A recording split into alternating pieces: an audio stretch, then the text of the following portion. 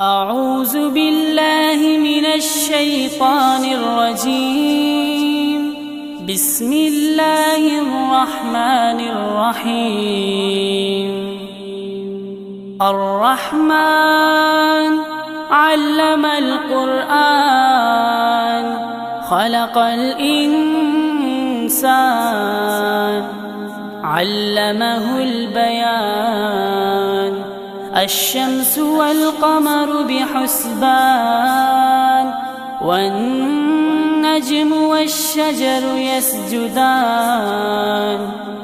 والسماء رفعها ووضع الميزان ألا تطغوا في الميزان وأقيموا الوزن بالقسط ولا تخسروا الميزان. والأرض وضعها للأنام فيها فاكهة والنخل ذات الأكمام والحب ذو العصف والريحان. فبأي آلاء ربكما تكذبان؟